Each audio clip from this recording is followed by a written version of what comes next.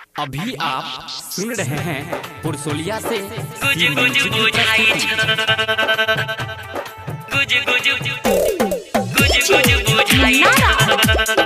अभी आप सुन रहे हैं पुरसोलिया से सी म्यूजिक की प्रस्तुति।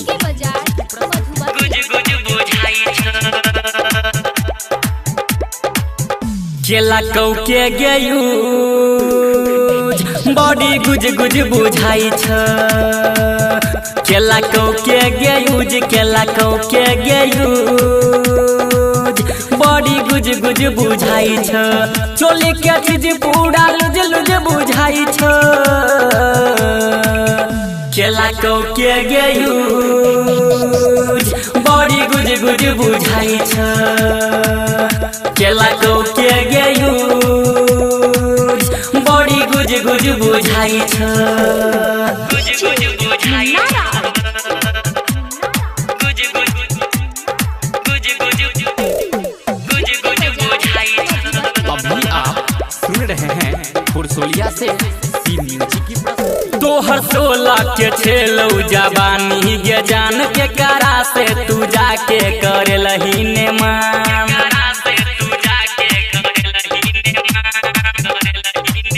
तोहर 16 के छेलौ जवानी गे जान के करा से तू जाके करे लही ने मन के ला जवानी के बेकार खाक छौड़ा भेलो फरार। पूछतौ नहीं गे तोरा की और रही जेबे गे तू कुमार।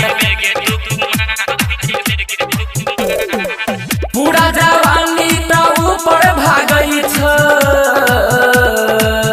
केला कौ के गयू बॉडी गुज गुज बुझाई छ। केला कौ के गयू बॉडी गुज गुज बुझाई छ। गुज गुज बुझाई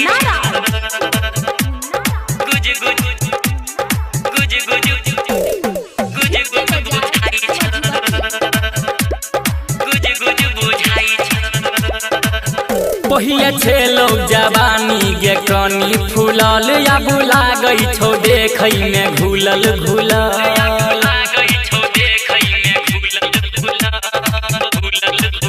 पहिले छेलौ जवानी गे कनी फूलल या बुला गई छौ देखई में घुलल घुलल। माथ पीटे छौ सब छौड़ा कहन के ललको गे तोरा। हमरा त लाग्या 1 2 3 10 गो केलको गे तोरा।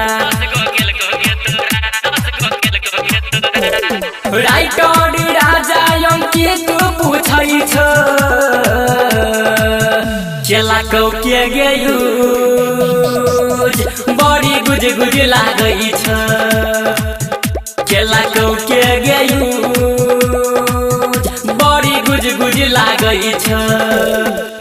केला कौ के गयू बॉडी गुज गुज बुझाई छ।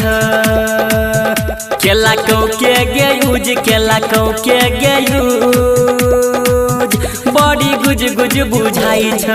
चोली के चीज पूरा लुज लुज बुझाई छ।